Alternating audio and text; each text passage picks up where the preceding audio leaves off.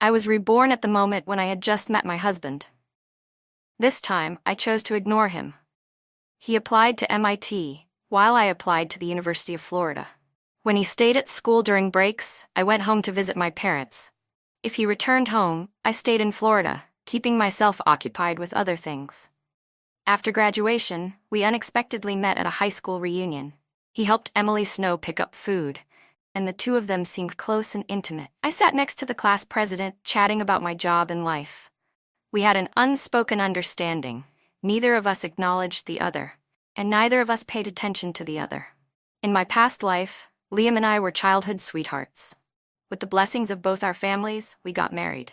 When we grew old, as I sat by Liam's hospital bed, our only son shocked me with a request.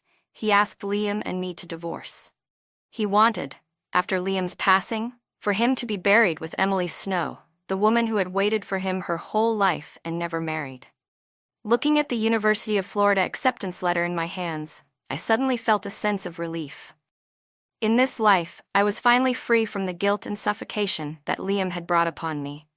I could finally live the life I wanted, one where I was free, unrestrained. No one knew that I had been reborn. When it came time to choose universities, I deliberately avoided picking the same school as Liam. Our parents were shocked when they found out about my choice and even came to ask me why. Everyone believed that Liam and I were meant to be together, as if it was something set in stone. Just hearing his name brought his tall and handsome figure to mind. If I hadn't been reborn, I would have thought the same way as them. He was not only good-looking, but also ambitious, a legend in our community. If it weren't for the deep ties between our families, I would have never even had the chance to stand by his side. I smiled and firmly told my parents and his, Mom, Dad, Uncle, Aunt, Liam and I aren't kids anymore. There's no need to keep tying us together. We've grown up, and we have our own choices to make. No one expected me to say that. Liam's father patted my shoulder and said, "Good for you, Claire," his eyes full of approval. It's rare to see someone recognize the truth and walk away from it. After all, Liam was the most sought-after man in the entire city, admired and pursued by so many talented women. I could have used the bond between our families as an excuse to cling to him forever. But instead, I chose to let go. After graduation, I became a high school teacher in a small town outside the city, while Liam became a highly accomplished engineer. We were no longer even comparable. But I had no regrets. In my previous life, after graduation, I used the strong ties between our two families to marry Liam. But after we got married, he remained cold to me. We never had children until I resorted to artificial insemination to conceive our only son, Thomas. Not long after Thomas was born, Liam entered a top-secret research institute in the north, completely cutting off contact with the outside world. I stayed home, raising our child and taking care of both sets of parents. Years later, when Liam finally returned, he brought divorce papers with him. In front of our parents, I cried, screamed, and accused him of being heartless.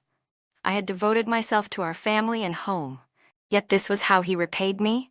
In the end, I forced him to give up on the divorce. After our parents passed away, Liam never came home again.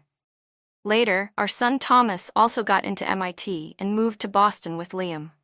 I was left alone in our hometown. Even when Thomas got married, Liam took care of everything in Boston and never even told me about it. I only found out through an old classmate who had been invited to the wedding. At the ceremony, there was no mother of the groom, only his godmother, Emily Snow. And then, Thomas started coming back to persuade me to divorce Liam.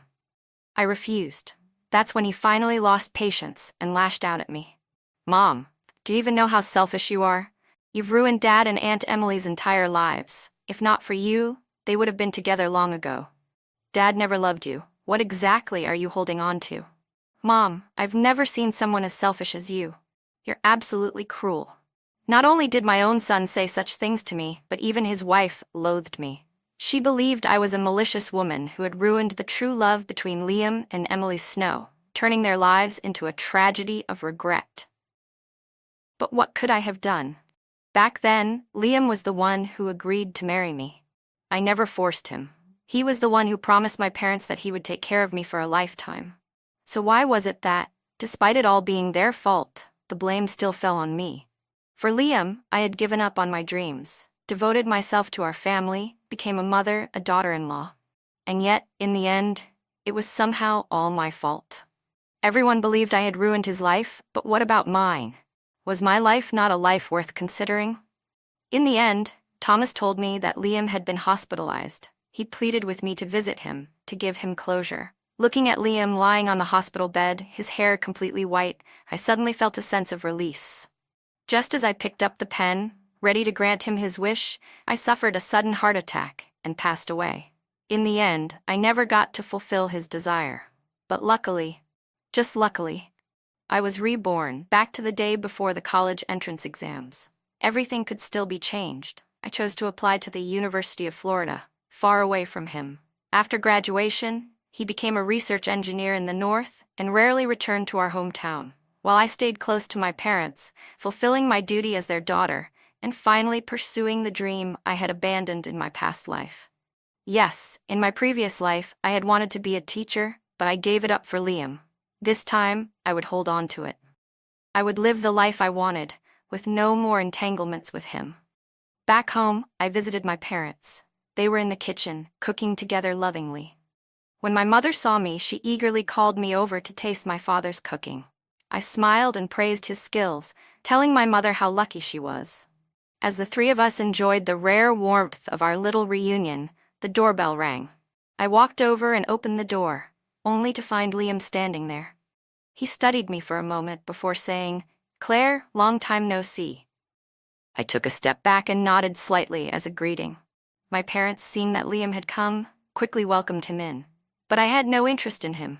I turned around and went back to my room. My parents exchanged a surprised glance at how distant we had become, then led Liam into the living room. He didn't stay long before leaving, and I didn't pay him any mind. I finished getting ready for the high school reunion I was attending that evening. That weekend, our class president, Henry, had sent out an invitation for a gathering.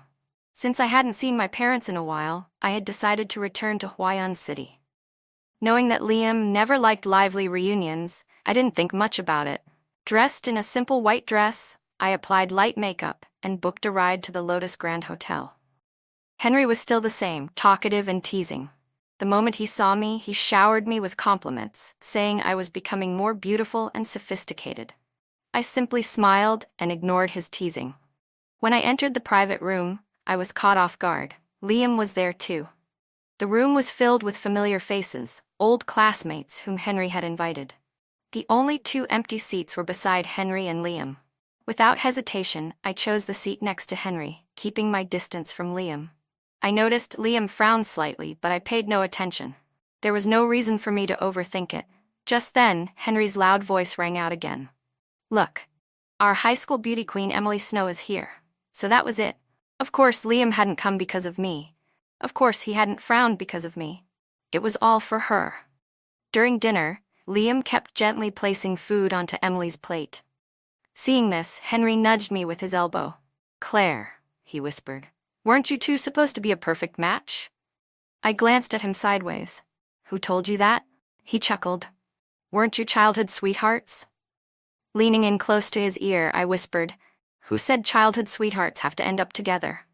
We were just childhood friends who played together. As we grew up, we each pursued our own paths. Stop trying to tie us together, it's outdated thinking. What era do we even live in?" Hearing this, Henry nodded in understanding, then asked about my job, and added me on a few social media platforms, saying it would be good to keep up with classmates. I gave him my contact information without hesitation. This was the longest Liam and I had sat together since our high school graduation 4 years ago. It was also the first time I felt nothing inside. When the reunion ended, everyone exchanged phone numbers and added each other on social media before heading home with their respective partners. As expected, Liam walked Emily Snow out, accompanying her. Henry, seeing me standing alone in the dimly lit night, chuckled and said, "Come on, old classmate, your class president will personally escort you home." I laughed and didn't make a fuss, getting into his car without hesitation. On the drive back, he kept reminiscing, saying that back in high school, I was practically Liam's shadow, always following him around. He found it hard to believe how distant we had become. I didn't take it to heart and simply replied, "Back then, we were young, and I saw him as an older brother. Now that we're grown, of course, I keep my distance to avoid any misunderstandings." Hearing that, Henry burst into laughter. "Oh, so you didn't like him after all?" I shook my head firmly. I didn't like him. Why would I? The car sped through the night, and soon we arrived back at my parents' residential complex. I thanked Henry and watched him drive away before turning toward the building. Just as I was about to enter, I noticed a faint red glow flickering under the large tree nearby, likely some poor guy who had been kicked out by his wife and was now smoking downstairs. I didn't pay it any mind and continued toward the entrance. Then a tall figure slowly stepped out from the shadows, blocking my path. I instinctively took a few steps back, keeping a safe distance from Liam. My guard went up as I watched him, unsure of why he was waiting here. After a long silence, his hoarse voice finally broke the night. "Claire, why are you avoiding me?" I let out a quiet sigh of relief.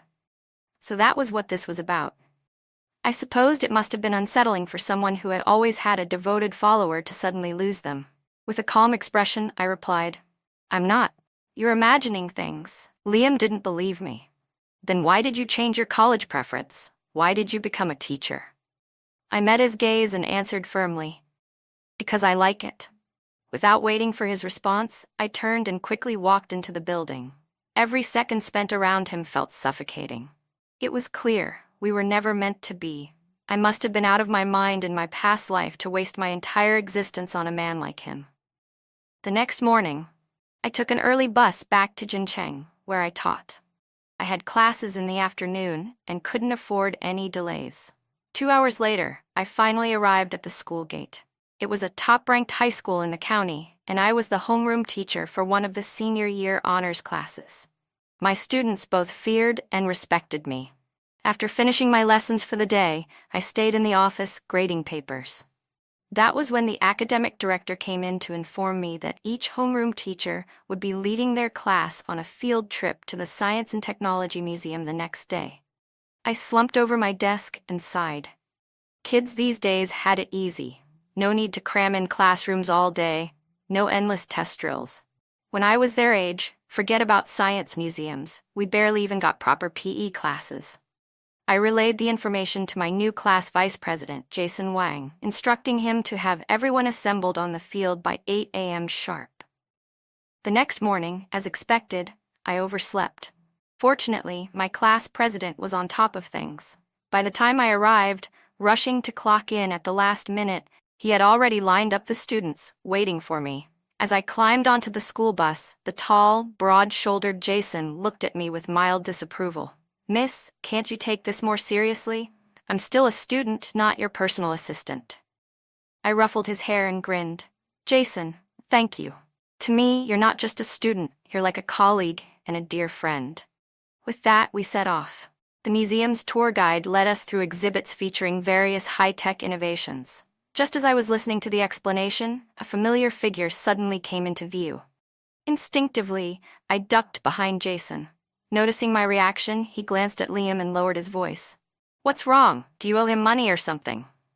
I rolled my eyes at him. "I just dislike him, that's all. No reason needed."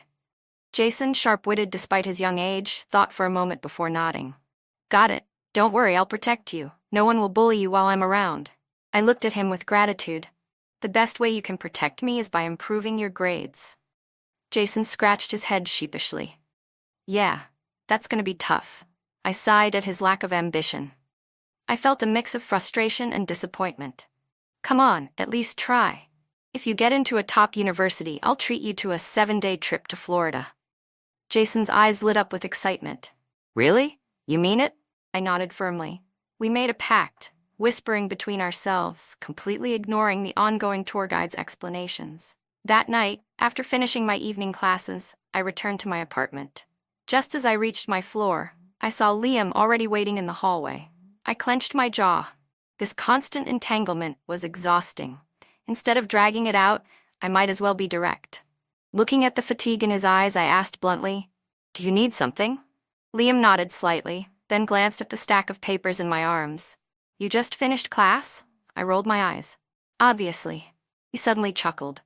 I never expected someone who hated studying to become a teacher. I had no patience for reminiscing about the past and cut straight to the point.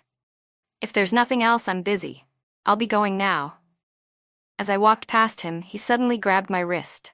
I flinched as if electrocuted and instinctively tried to shake him off, but his grip was firm. The motion-activated lights in the hallway flickered off, casting us in darkness. Liam pulled me toward him, but I immediately stepped back, trying to escape the suffocating presence I despised. At that moment, the lights flickered back on, illuminating my expression of disgust. Seeing my reaction, Liam let out a bitter smile. "Claire, do you really hate me that much?" I looked down at his hand gripping mine. "If you let go, I'll talk to you properly." He hesitated for a moment before slowly loosening his grip.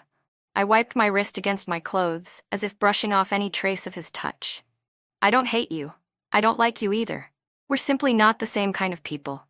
You walk your path, and I'll walk mine. That's all there is to it."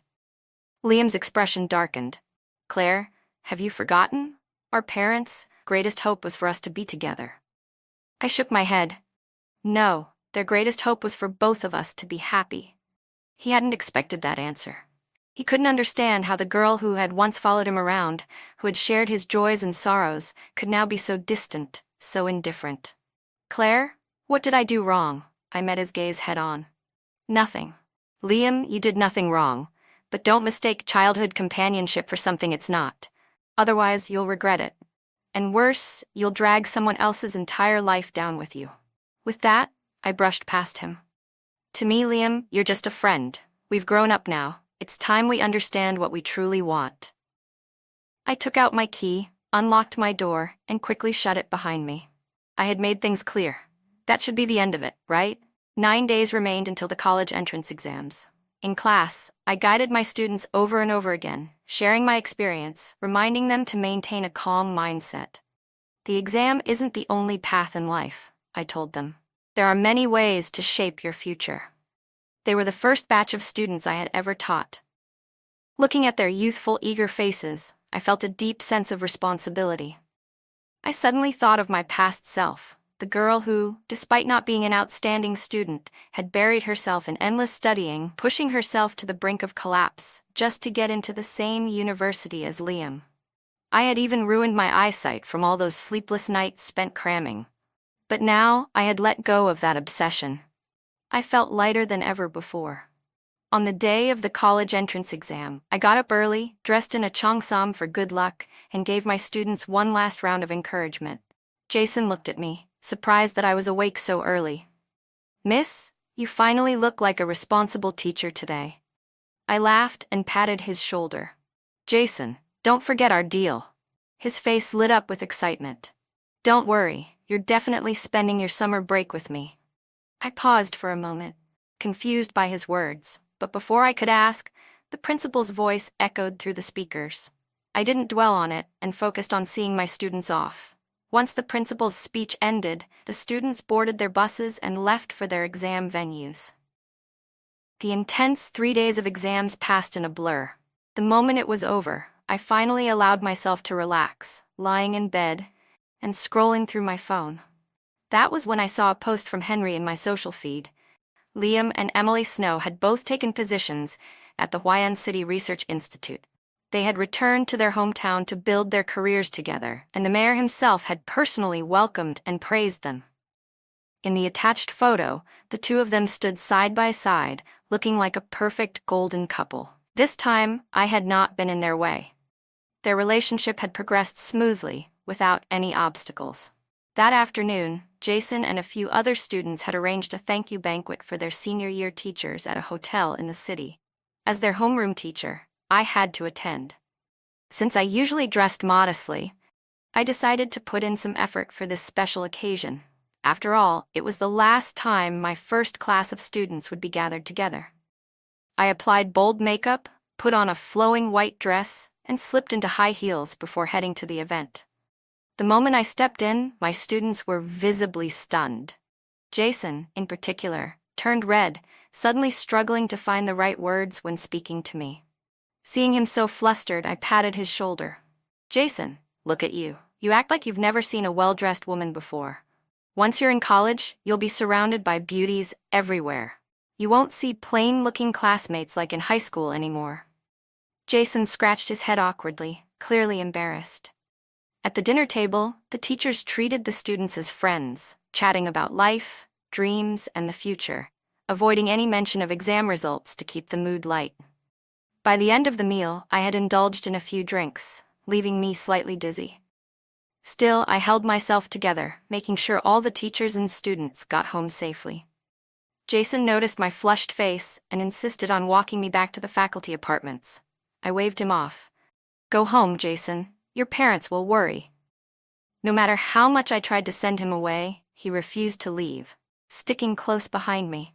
Seeing me wobble slightly in my heels, he suddenly scooped me up and placed me on the stone ledge of a flower bed by the roadside.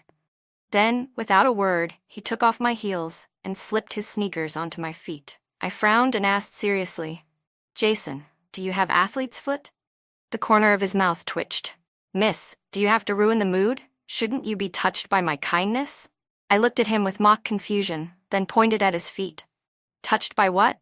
Isn't it natural for you to be of service to your teacher?"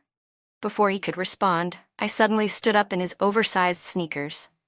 "Jason, let's race. First one to the traffic light wins." Without waiting for his answer, I bolted like a rabbit. Jason glanced at the high heels in his hands, then at his bare feet, before yelling after me, "Miss, I've never met a teacher as shameless as you." Laughing and teasing each other, we ran all the way back to the faculty apartments. As I handed his sneakers back to him, I smiled. "Thank you, Jason. If it weren't for you," I didn't even know how to respond. Jason took his shoes back and sat on the steps to put them on. "At least you have some conscience," he muttered. "I didn't follow you around all night for nothing." I burst into laughter and called him a ride home.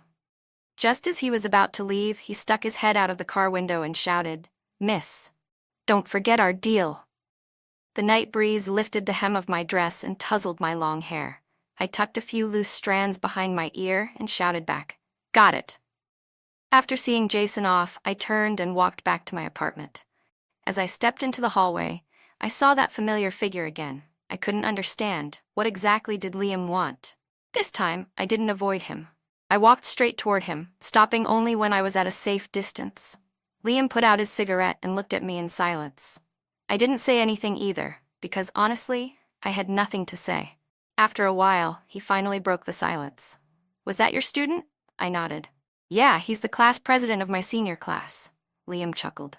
"So, you've changed your taste." What did he mean by that? I didn't understand and looked at him in confusion. Suddenly, he stepped closer. I instinctively backed away, forgetting about the step behind me.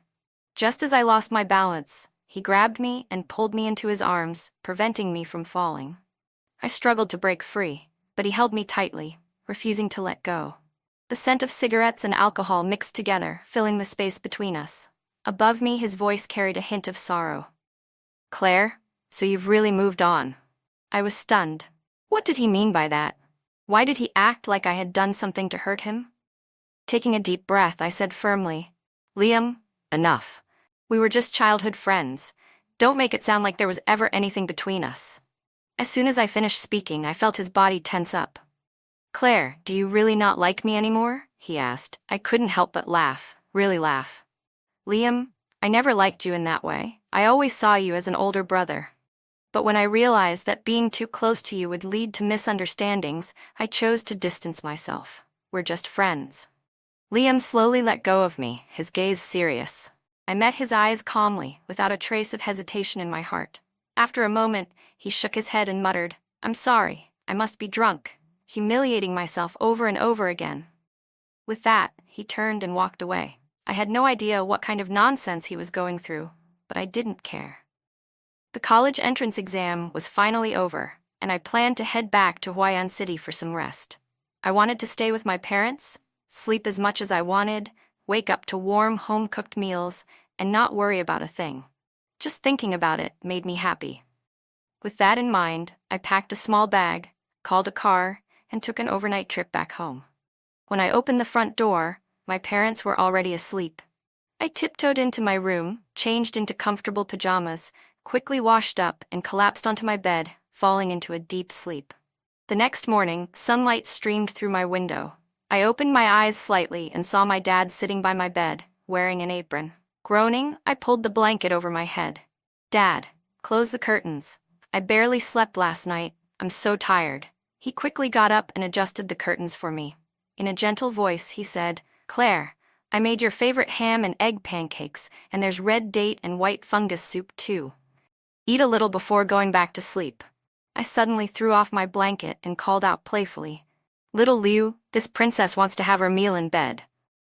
My dad responded enthusiastically, "Your wish is my command, Your Highness." After eating my fill, I flopped back onto my bed and drifted off to sleep again. When my mom came in, ready to scold me, my dad quickly put a finger to his lips, signaling her to keep her voice down. He gently led her out of the room. From outside, I could still hear my mom grumbling, "Look at how spoiled you've made your little princess. Since when is it normal to eat in bed?" My dad chuckled as he massaged her shoulders. "My queen, little Liu, is simply serving breakfast. Our little princess has been exhausted lately. Let's not disturb her." Then he quietly shut my door. Lying in bed, I couldn't help but feel a deep sense of admiration for their love. Having parents like this was truly a blessing. In my past life, I had foolishly turned myself into a resentful woman. What a waste. This time, I swore to find a husband who would treat me like a princess. By noon, I didn't dare to keep up my spoiled act and make my dad serve me again. I finally got up, washed my face, brushed my teeth, and lazily tied my hair into a loose bun. Sitting with my parents, I chatted about school while they filled me in on the latest gossip from our neighborhood. What surprised me most was that Liam's father had been hospitalized. After lunch, my parents planned to visit him at the city hospital and asked if I wanted to come along. I hesitated for a long time before deciding to go. After all, I had spent much of my childhood sneaking into the Wen's house to eat and hang out. If I hadn't known about his illness, that would have been one thing. But now that I did, it would feel wrong not to pay a visit. Carrying a fruit basket, I followed my parents to Liam's father's hospital room. Mrs. Wen greeted us warmly, and I felt relieved to see that Liam wasn't there. That made things much easier. Mr. and Mrs. Wen asked about my job, and I gave them a simple summary. I also asked about Mr. Wen's health. Learning that it wasn't anything serious, I finally felt at ease. In my past life, Mr. Wen had been in relatively good health, but he had worried endlessly over Liam and me. When he found out Liam wanted to divorce me, he had even fallen ill several times from the stress. This time, since Liam and I had never been together, that problem wouldn't exist. Meanwhile, my mom sat with Mrs. Wen, chatting about everyday matters, while my dad and Mr. Wen discussed old colleagues and shared memories. Feeling bored, I quietly slipped out of the hospital room and leaned against the hallway railing, lost in thought. The sound of high heels and leather shoes clicking against the floor pulled me from my daze. Turning my head, I saw Emily Snow walking arm in arm with Liam, carrying a bag of gifts. I quickly turned away, pretending I hadn't seen them. After what happened last night, I had even less reason to interact with him. They seemed equally surprised to see me. Emily looked like she wanted to say hello, but Liam pulled her into the hospital room without a word. Moments later, I could hear my parents chatting with them, along with Mr. and Mrs. Wen's warm thanks for Emily's visit. I thought for a moment, then sent my dad a text. "I'll be waiting in the car downstairs." As soon as the message was sent, I turned to leave. But before I could reach the stairs, I suddenly ran into Jason. He was wearing a hospital gown, being pushed in a wheelchair by his parents. I froze. Wasn't he perfectly fine last night? In an instant, all the dramatic stories from TV and novels about students enduring illness just to take their college entrance exams flashed through my mind. A lump formed in my throat, and my eyes welled up with tears. Seeing me about to cry, Jason panicked. He immediately jumped out of his wheelchair. Wait, don't cry," he stammered, trying to comfort me, but clearly had no idea why I was even crying in the first place. Without warning, I threw myself into his arms, wailing, "I'm so sorry, Jason. I shouldn't have let you worry about everything. This is all my fault. I made you so exhausted that you got sick." Jason immediately understood that I had misunderstood the situation. He stood there awkwardly, glancing at his parents, unsure of how to explain. His mom quickly stepped forward with a laugh. "Miss Liu, you've got it all wrong. He just had a minor surgery. He's perfectly fine. He's even looking forward to that Florida trip with you." I pulled away from Jason's arms and stared at his flushed face in confusion. "Bookmark." Sniffling, I asked, "Really? You're not?" Jason quickly held up 3 fingers. "I swear, it was just a small procedure. Don't overthink it. Your imagination is way too wild." I nodded in response. At that moment, I noticed Liam standing nearby, watching as my parents exited the hospital. He must have seen that embarrassing moment just now. My parents approached Jason's parents, greeting them warmly before turning to me with concern. "What's going on?" they asked. Jason's parents hesitated for a long moment before finally sighing and explaining. "Jason just had a minor surgery. Miss Liu mistakenly thought he was seriously ill." Hearing this, my parents were taken aback, clearly embarrassed by my overreaction. They apologized to Jason's parents repeatedly. Once we got home, I felt a bit guilty myself and sheepishly explained to my parents how my imagination had run wild. They sighed and said that being a homeroom teacher for a senior class had drained me too much and suggested I take a short vacation. Thinking about the promise I made to Jason, I decided to wait until his results came out before planning anything. Finally, at the end of June, the college entrance exam results were released. My class had performed exceptionally well. 10 students got into top-tier universities, 8 into highly ranked ones, and the rest were accepted into good colleges. Only a couple of students, whose results weren't ideal, planned to retake the exam. I personally called each of my students to offer congratulations and encouragement. The biggest surprise was Jason. He had gotten into the University of Florida. Excited, I packed up a few gifts and headed to congratulate him. When I arrived at his hospital room, I found it empty. Instead, I heard his cheerful voice coming from the room next door, Liam's father's hospital room. Curious, I stepped inside. Sure enough, Jason was sitting in there, enthusiastically sharing all the embarrassing stories from when I taught his class from their freshman to senior year. Mr. and Mrs. Wen were laughing heartily at his tales, while Jason, completely oblivious to my presence, was talking animatedly, gesturing wildly with his hands. Only when Mr. Wen kept giving him meaningful glances did Jason finally pause and turn around. When he saw me standing behind him, fists clenched, he immediately raised his hands over his head and pleaded, "Miss, not the face." I rolled my eyes and grabbed his wheelchair, pushing him toward the door. As we reached the doorway, we ran into Liam and Emily Snow. Reacting instinctively, I yanked Jason's wheelchair to the side, quickly maintaining a safe distance from them. Jason, caught off guard, nearly toppled out of his chair, giving me an indignant look. Emily smiled politely. "Claire, long time no see, and this is?" Before I could respond, Jason stood up and casually draped his arm around me. "I'm her student. She's my homeroom teacher, Miss Liu," he said with exaggerated emphasis. Emily gave me a knowing smile. "Oh, I didn't expect your student to be your boyfriend." I remained silent, unwilling to engage, but Jason clearly wasn't happy. "Miss, have some respect, I'm already an adult." With a dramatic huff, he bumped Emily aside and turned to Liam. "Mr. Wen, you should keep your woman in check. Don't let her go around spreading rumors." Liam frowned slightly and shot a glance at Emily. "Emily, let's go inside." Without giving Jason another look, he entered the room. I quickly grabbed Jason, who was still bristling with irritation. "Jason, why are you picking fights with strangers? Just drop it and go back to your room. You got into the University of Florida." Jason's anger instantly vanished, replaced by pure excitement. He lifted me off the ground in one swift motion. "Miss, you're not messing with me, right?" I laughed and nodded.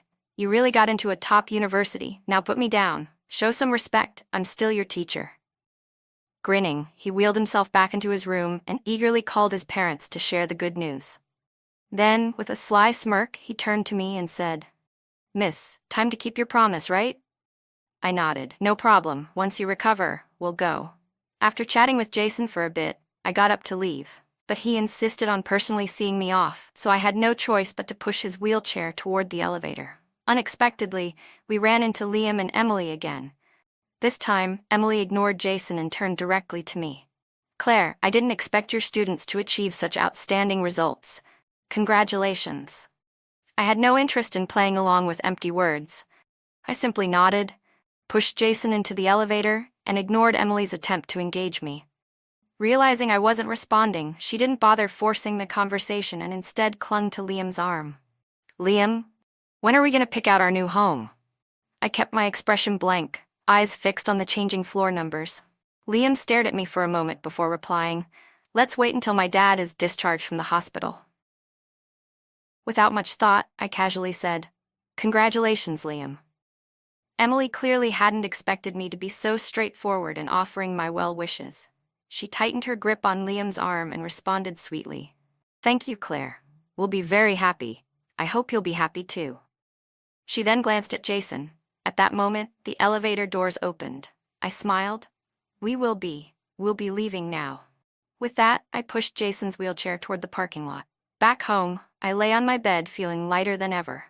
Liam and his first love were finally together, and I was free of their entanglement for good. Thinking about it, I smiled and drifted off to sleep. When Jason was finally discharged, I was the one who picked him up and brought him home to recuperate. Remembering my promise, I started preparing for our 7-day trip to Florida. Since his arrival, Jason had used his sweet-talking ways to charm my parents completely. They told him every little story from my childhood, including details about my childhood friendship with Liam. What's more, Jason cooked for us every day, winning my parents over entirely. That day, as I squatted on the floor folding clothes, I noticed Jason glancing at me repeatedly. Then he turned to my parents and casually said, "Oh, so Liam was Miss Liu's childhood friend, but why does she avoid him so much?" My parents exchanged a puzzled look. Who knows? Ever since the college entrance exams, Claire has kept her distance from him. Jason thought for a moment before grinning. "Uncle, Auntie, isn't it obvious? Miss Liu doesn't like Liam. She avoids him so he won't cling to her. I mean, just look at how beautiful and outstanding she is." My parents burst into laughter, completely agreeing with his words. 3 days later, Jason and I went to Florida. We walked along the beach, watched seagulls, admired the sunrise and sunset by the shore, and enjoyed the local cuisine. On the last day, we visited the University of Florida. Standing in front of the university gates, Jason suddenly knelt down. From nowhere, he pulled out a bouquet of flowers and looked up at me with bright eyes. "Miss, I like you. I've liked you since the first time I saw you. Will you be my girlfriend?" I froze, staring at him in disbelief.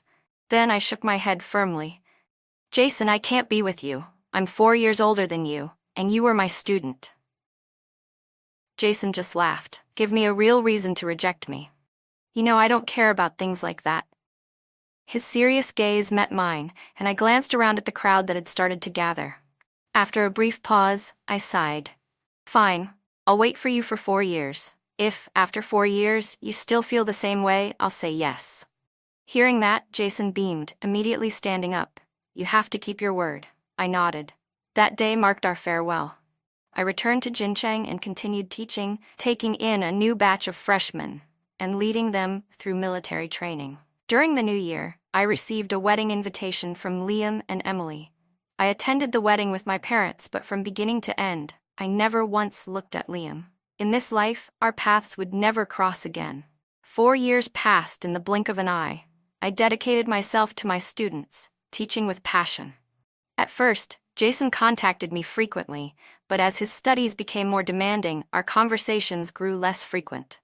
I didn't mind. After everything I'd experienced in my past life, I had come to see relationships differently. No one can love another person unchangingly for years on end. If such devotion exists, it belongs in stories, not reality. That day, as I sat in my office grading papers, I suddenly noticed a sky full of heart-shaped balloons rising outside my window. Then, a massive banner unfurled in the air. "Claire Liu, marry me." The teachers around me turned to look, while I sat there in shock. Who would suddenly propose to me like this? I stepped out onto the balcony and looked down. The entire schoolyard was covered in roses. At the center, an enormous, heart-shaped arrangement spelled out my name. And there, standing in the middle of it all, dressed in a sharp suit, holding a bouquet, was Jason. Seeing me, he called out loudly, "Claire Liu, I love you. Will you marry me? I've loved you for 7 years, and I'll continue loving you forever." I ran down the stairs, my heart swelling with emotions. As I reached him, I looked into his eyes and smiled softly. "Jason, you're here."